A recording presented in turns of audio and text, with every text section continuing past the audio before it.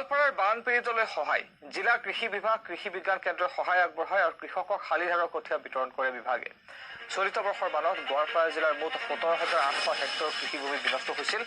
কঠীয়া বিতৰণৰ সময়ত গোৱালপাৰা জিলা কৃষি বিষয়া প্ৰশান্তজিৎ বৰা, কৃষি বিজ্ঞান কেন্দ্ৰৰ কাৰ্যক্ৰম সমন্বয়ক ডক্টৰ ঋতু চৌধুৰী, কৃষি বিজ্ঞানী doctor Haricharan Kalita, doctor Utpal Bhattacharya, doctor Benjamin কামান আদিকে ধৰি কেইবাগৰাকীও কৃষি বিষয়া উপস্থিত থাকে।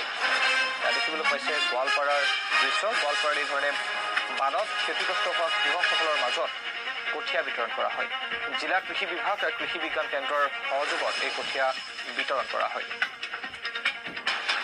চলিত বৰ্ষত গোৱালপাৰা জিলাত বানত মুঠ 17,800 হেক্টৰ কৃষিভূমি বিনষ্ট হৈছিল।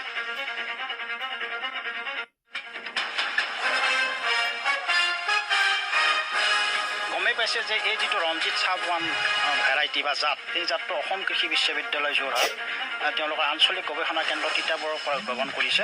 এই ধানটো আপোনালোকে জানে যে এইটো এনেকুৱা এটা ৰেজিষ্টেণ্ট জাত যিটো এজন পানীৰ তলতে অলৰেডি আপোনালোক কৈছে যে ই 10-15 দিনলৈকে জীয়াই থাকিব পাৰে আৰু সমানেই ই উৎপাদন দিব পাৰে।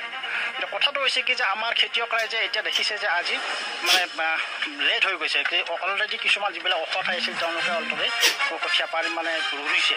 গতিকে ইয়াত এটা মানে সন্দেহ হয় যে তেখেতসকলৰ যে কি হয় যে আমাৰ লেট হৈছে, গতিকে এইটো কৰাত আমি সমান উৎপাদন নাপাম নেকি, এনেকুৱা এটা ভয় থাকিব পাৰে। গতিকে সেইটো ভয় খাব নালাগে। এইকাৰণে যে তেওঁলোকে কিছুমান চাইণ্টিফিক তেখেতসকলে কৃষি বিজ্ঞান কেন্দ্ৰ কৃষি বিভাগৰ লগত যিসকল বিষয় আছে তেখেতসকলৰ আলোচনা কৰিলে বা ট্ৰেইনিঙত আহিলে তেওঁলোকে গম পাব। এইবাৰ যিটো আমাৰ এই ৰঞ্জিত চাবুৱান দিয়া হৈছে, ইয়াত দেখা যায় কেতিয়াবা আমাৰ ছেপ্টেম্বৰ মাহতো আকৌ এটা বানপানী অহাৰ সম্ভাৱনা থাকে।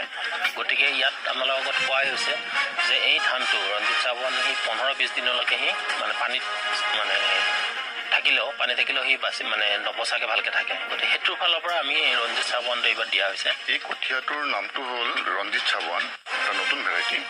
এই ভেৰাইটিটোৰ বিশেষত্ব এইটোৱে যে ই 15 দিন পৰ্যন্ত পানীত ডুবি থাকিলেও নষ্ট নহয়। গতিকে যিহেতু আমাৰ কিছুমান দ অঞ্চল বানপানী বিধ্বস্ত হৈছিল মানে খেতিয়ক ৰাইজৰ, গতিকে সেইবোৰ অঞ্চলত এই কঠীয়াখিনিয়ে যথেষ্ট কামত দিব।